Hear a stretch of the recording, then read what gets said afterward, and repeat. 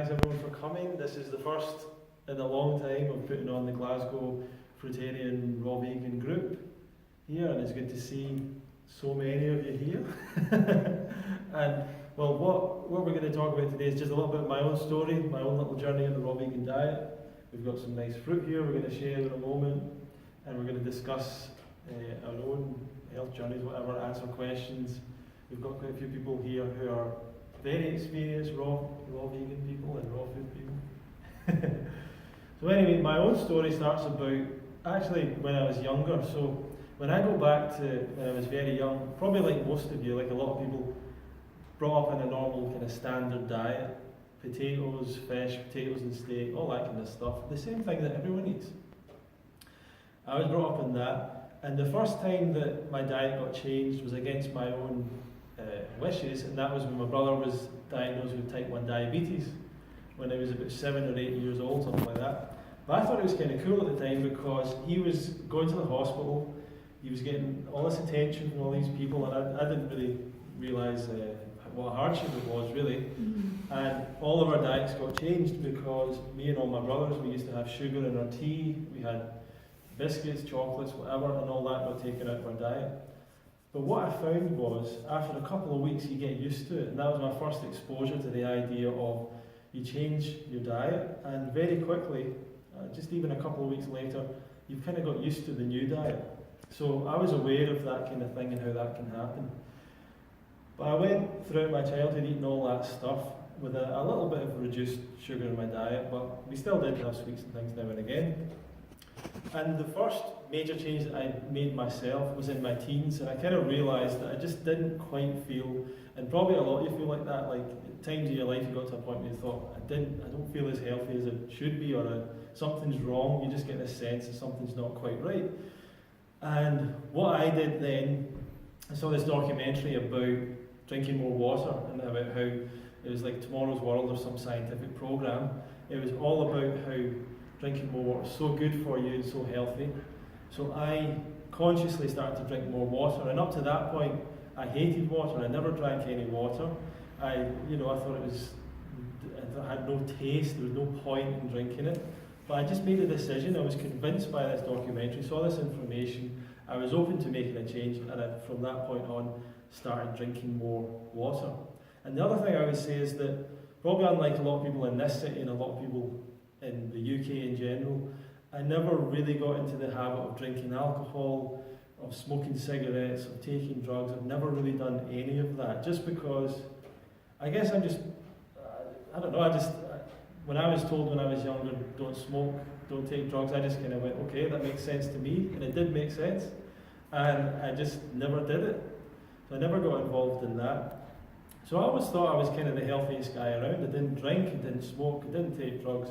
And now I was drinking all this water, and it just seemed to me like no one was really interested in hearing about the benefits of not drinking, not smoking, not taking drugs, drinking all this water and everything.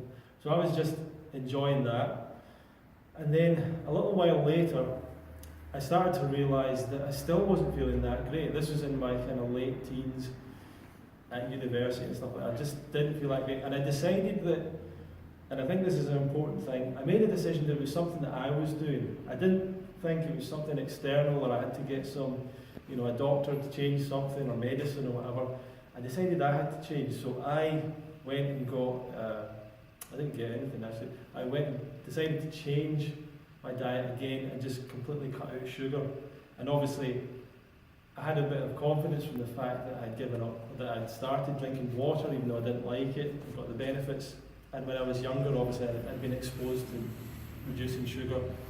So I knew I could do it, but it was so hard. It really took a long time. I was a real sugar junkie, and I'm sure some of you might know what that feels like, to just always want sweets and always have sweets on you and everything else.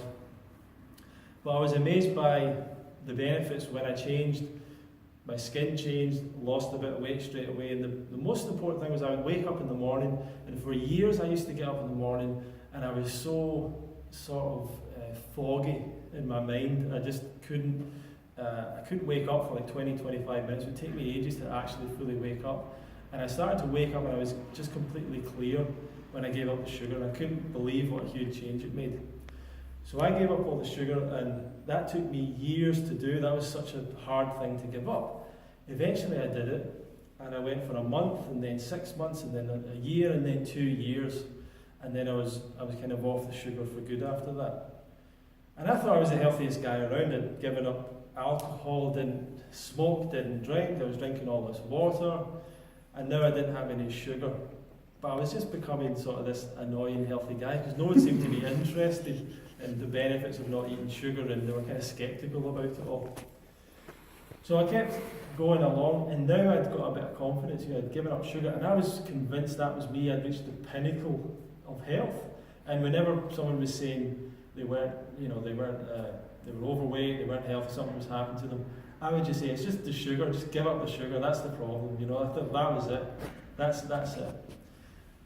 Now, what I realised though is I replaced my sugar addiction with caffeine addiction. So I was drinking tea, and that kind of happened. I'd always drank tea, but my auntie had stayed with her for a little bit, and she was just drinking tea all day long and smoking cigarettes.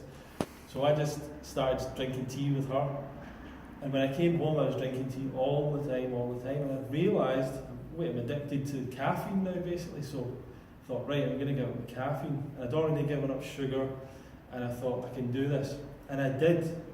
And I gave up the caffeine, and once again, it wasn't a huge difference, but I just felt like I was glad that I didn't have this addiction that I thought I had. And I wanted to get rid of these addictions that were kind of... Because when you're addicted to something like that, you kind of feel anxious if you don't have it. You feel a bit like you're not in control or something. And I didn't like it having that power over me. They say that when you give up caffeine, you get mood swings, and that's certainly the case for me. There was one time I was chopping some onions, and the onions fell off the table or something, and there was music playing, and there was steam in my face, and I just ended up throwing a knife at the window, and I can't believe the window didn't break. And I thought that was really out of character for me to do that. But I guess it was the caffeine. My excuse was it was the caffeine, I suppose. So that was me. And now I really thought I was the healthiest guy around, because I'd given up sugar, I'd given up caffeine, I wasn't taking drugs, drinking, taking any cigarettes, drinking all this water. So I thought I was the healthiest guy around, but still, no one was really interested. I was just the most annoying guy around talking about healthy things, and no one wanted to invite me anywhere because, I wasn't drinking, wasn't doing all this stuff. So that was fine. And my journey just went on like that. The next thing is that I'd started practicing meditation quite early on. I was always interested in that stuff. And I wanted to learn more about that. And I saw this sign up in a window, and it said, meditation class. It was quite near my house where I lived then. And I went to read it, and I was amazed because the address of the meditation school was 15 Canal Avenue. And I'd been brought up in 14 Canal Avenue, so it was the house right across the road from where I was brought up. And I was like, I don't know if you ever have that thing, like you think it's a message from the universe or like a coincidence or whatever. I thought, okay, I need to follow this. So I went to the class, and it was like this kind of psychic school. They were teaching mediumship and psychic skills and meditation and visualization and all sorts of things. And it was really interesting. But what they warned me when I turned up, they said, if you keep on working with this group and you come into this energy, and they used words like that, they always talked about energy, and they said, your diet might change. And I'm thinking, well, I'm a master at this, I can change diet, no problem for me. But they were really talking about going vegetarian. And the funny thing was, they were always eating sugar, and I was kind of looking at them thinking, they should be giving up the sugar. But the guy said he was eating sugar for spirit, like it wasn't for him, it was for spirit. So that was his little excuse or whatever. But I did find that I did start to become more conscious about how I felt, and about, because when you meditate more, you become more conscious of your body and so on. And I found that I was becoming more aware of the animal situation. And I heard this statistic on the radio, and it was a chef, and he said that we need 20 billion chickens just for Tesco in the UK for a year. And that number just blew my mind. I thought, 20 billion? When you really start to break that down, it's astronomical. You think, where are all these chickens and what's happening to them? It just doesn't make sense. And when you're a meat eater, that's just a number, and you just think, well, that's just what it is. But when you start to become conscious of it, that's when you're starting to change. And I went to the meditation class one night, and we used to have this thing called the cabinet. And what it was this kind of cabinet they'd made up, and the guy who ran the class would go in and sit in the cabinet, and there was this kind of special thing, the cabinet, and he would kind of, and he'd build up this energy, or his spirit guide would come in and build up this energy, there was all this energy, and then things would happen in the cabinet, and we'd turn the lights off, and they'd shine a red torch on it, and stuff would happen in the cabinet, everyone would get excited. And then he let us go in the cabinet, so it was really exciting. It's like, what's going to happen when you go in the cabinet? Maybe you're going to explode or something, who knows?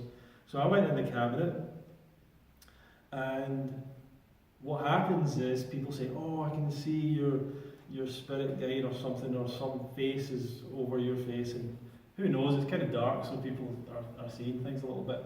But anyway, I went home that night, and I just didn't feel like eating meat, which I thought was kind of strange. And I don't know if it was the cabinet or whatever it was, but I just didn't feel like eating meat. And I said to myself, well, I'm going to try this for a while. If I don't feel like eating meat, I won't. And if I do, then I'll just try it, I'll just have it. And I didn't feel like eating it again. And I went to a vegetarian restaurant the next day. I had some kind of wheat ball sandwich. It wasn't meatball, it was wheat ball. I had no idea really what it was made of. But I guess it was some kind of wheat protein or whatever. And I had it, I just thought, this is as good as any meatball sandwich, so I can do this. I thought, I can do this. And I've never eaten meat since then. That's about 7 or 8 years ago. And it was the healthiest guy around, because now I wasn't eating meat, and I wasn't having caffeine, sugar, wasn't drinking alcohol, wasn't doing anything. And so I just thought I was at the pinnacle. Once again, I'm at the pinnacle of health, and this is kind of it for me. But now I'm a super annoying person, because now I'm vegetarian, which is like even worse. So people are kind of a bit wary, or they're a bit annoyed by vegetarians or whatever. So anyway, I moved on, and I started to realise gradually, as I was becoming more aware of my body, how I was feeling, I was starting to give up the animal products quite naturally, just because I didn't like the taste, or I didn't feel right when I had them. So I was giving up milk, I was giving up eggs, I was gradually realising I was eating less cheese and so on. And then around about that time, a friend shared a video on Facebook called Earthlings. Don't know if any of you have seen that. But Earthlings is a really powerful documentary, and I watched that, and I just couldn't believe what was happening in the animal industry, and that just made me go vegan straight away.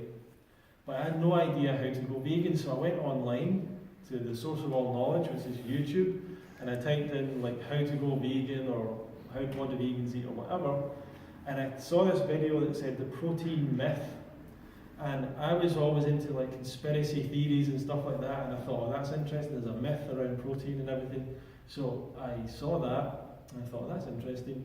Watched the video, and it was a runner called Tim Van Orden. He was a raw vegan runner, and he was saying, people always ask me, where do I get my protein as a raw vegan?